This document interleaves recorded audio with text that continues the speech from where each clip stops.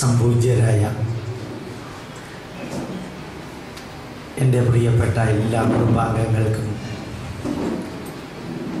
Team സക്സസ്സിലെ വളരെ ഊർജ്ജസ്വലരായ എൻ്റെ അനുജന്മാർക്കും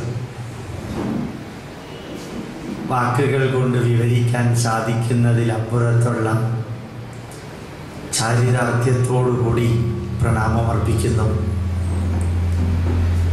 ഇങ്ങനെ ഒരു ദിവസം രാവിലെ കൃത്യം 10 മണിക്ക് ഇത്രയും പേര് ഇവിടെ കൂടുമെന്ന് ഒരു കാരണവശാലും എനിക്ക് ചിന്തിക്കാൻ പോലും സാധിക്കുമായിരുന്നില്ല. സന്തോഷമുണ്ട്, സംതൃപ്തിയുണ്ട്. ഗോപാലകൃഷ്ണൻ എന്ന വ്യക്തിയെ നിങ്ങളുടെ അനുജനോ ജ്യേഷ്ഠനോ മകനോ സഹോദരനോ ആയി മാത്രം എടുക്കാം. എൻ്റെ മുമ്പിൽ ഒരു പ്രാർത്ഥനയും സമർപ്പിക്കേണ്ട ആവശ്യമില്ല. നിങ്ങളുടെ കുടുംബത്തിൽ ഒരാളായ എന്നോട് എന്ത് വേണമെങ്കിലും നിർദ്ദേശിക്കാം എന്ന് പറയുന്നു.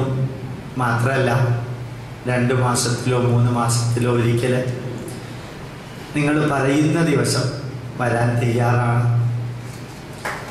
മാത്രമല്ല എനിക്ക് ടീം സക്സസ്സിലെ എല്ലാവരോടും പറയാനുള്ളത്,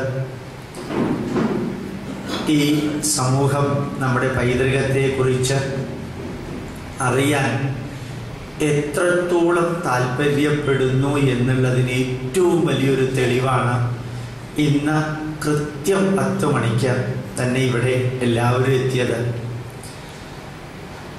ഇതേപോലെയുള്ള പ്രഭാഷണങ്ങൾ മാത്രം സംഘടിപ്പിച്ചാൽ പോരാ. ഈ ടീം സക്സസ്സിലെ പ്രവർത്തകർക്ക് നമ്മുടെ ഉപനിഷത്തുക്കളും ഭഗവത്ഗീതയും വേദങ്ങളും നന്മ നിറഞ്ഞ പൈതൃക സന്ദേശങ്ങളും CD-കളായിട്ട് ഇറക്കാനും കൂടി സാധിക്കണം. ടീം സക്സസ് എന്ന അഡ്രസ്സിൽ തന്നെ അവരുടെ ചെയിൻ വർക്ക് TCLൻ്റെ വർക്കിനോടൊപ്പം 5 പേര് വളരെ ഡിവോട്ടഡ് ആയിട്ട് വർക്ക് ചെയ്തു. അവർ ആരെയെല്ലാം അപ്രോച്ച് ചെയ്തോ അവരെല്ലാം നല്ല രീതിയിൽ അനുഗ്രഹിച്ചു എന്നവർ പറഞ്ഞു. ഞാൻ അവരോട് പറയുകയും ചെയ്തു, ടീം സക്സസിൻ്റെ പേരിൽ തന്നെ ഒരു നല്ല ഗ്രൂപ്പ് ഉണ്ടാക്കിയിട്ട് പഠിക്കാൻ ആവശ്യമായ അൾട്രാ മോഡേൺ സംവിധാനങ്ങൾ ഇൻസ്റ്റിറ്റ്യൂട്ട് കുറേ സാധനങ്ങൾ ഇറക്കിയിട്ടുണ്ട്. ഒന്നിനും കോപ്പിറൈറ്റ് ഇല്ല. ഇന്നലെ 40 ലെക്ചർ 50 മണിക്കൂർ വരുന്ന ലെക്ചർ ഇത്രയുമുള്ള 2GB മെമ്മറി കാർഡിൽ ഇന്നലെ റിലീസ് ചെയ്തു. ആറമേക്കാവ് ക്ഷേത്രത്തിൽ നമ്മുടെ ഈ മൊബൈലിൽ അതിട്ട് കാറിലിരുന്നോ എപ്പോൾ വേണമെങ്കിലും കേൾക്കാൻ സാധിക്കും. ടീം സക്സസ്സുകാർക്ക് അത് ഇറക്കാം. ഈ ശാസ്ത്ര സാങ്കേതിക വിദ്യകൾ വളരുന്നതനുസരിച്ച് പൈതൃകം പ്രചരിപ്പിക്കാനുള്ള ഭാഗ്യം കിട്ടുന്ന ഏറ്റവും ഉത്തമമായ ഒരു രാജ്യം ഭാരതമാണ്. ഭാരതീയ പൈതൃകം ഏത് ശാസ്ത്ര സാങ്കേതിക വിദ്യ ഉപയോഗിച്ചും പഠിക്കുകയും പ്രചരിപ്പിക്കുകയും ചെയ്യാനുള്ള ഒരു നൂറ്റാണ്ടിലാണ് നമ്മളിപ്പോൾ ജീവിക്കുന്നത്, 21ാം നൂറ്റാണ്ടിൽ.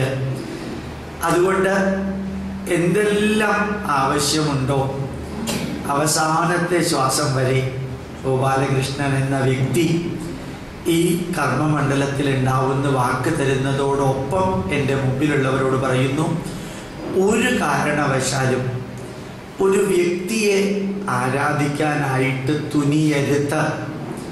നമ്മുടെ മുമ്പിലുള്ളത് നമ്മുടെ രാഷ്ട്രം, നമ്മുടെ സംസ്കാരം, നമ്മുടെ പൈതൃകം. ഗോപാലകൃഷ്ണനെ ആരാധിക്കുകയോ അല്ലെങ്കിൽ ഗോപാലകൃഷ്ണൻ്റെ ഫാനാണെന്ന് പറയുകയോ ചെയ്താൽ ചിലപ്പോൾ ഞാൻ ഈ പാലത്തിൻ്റെ അപ്പുറത്ത് പോകുമ്പോൾ തട്ടുകടയിൽ നിന്നൊരു ചായ കുടിക്കുന്നത് നിങ്ങൾ കണ്ടാൽ അതോടുകൂടി ഗോപാലകൃഷ്ണനോടുള്ള ബഹുമാനം തീരും. അയാൾ വോട്ടിൽ നിന്ന് ചായ കുടിക്കുന്ന പാർട്ടി അയാളെ ബഹുമാനിച്ചിട്ട് എന്താ പ്രയോജനം? അപ്പോൾ വ്യക്തിഗതമായ ആദരവ്, ബഹുമാനം അതൊന്നും വേണ്ട. നമ്മുടെ ലക്ഷ്യം എന്താ? നമ്മുടെ രാഷ്ട്രം, നമ്മുടെ പൈതൃകം, നമ്മുടെ സംസ്കാരം, അതിലേക്ക് ഫോക്കസ് ചെയ്താൽ വ്യക്തിഗതമായ അപ്പും ഡൗണുകളും പോസിറ്റീവുകളും നെഗറ്റീവുകളും ഒന്നും നമ്മളെ ബാധിക്കാത്ത വിധത്തിൽ നമുക്ക് മുമ്പോട്ട് പോകാൻ സാധിക്കണം. അതുകൊണ്ട് വീണ്ടും ഞാൻ ആവർത്തിക്കുന്നു, എന്ന് വേണമെങ്കിലും വരാൻ തയ്യാറാണ്. അടുത്ത പ്രാവശ്യം വരുമ്പോൾ നിങ്ങൾക്ക് എന്തെല്ലാം സംശയമുണ്ടോ ആ സംശയങ്ങൾ എഴുതി തരികയാണെങ്കിൽ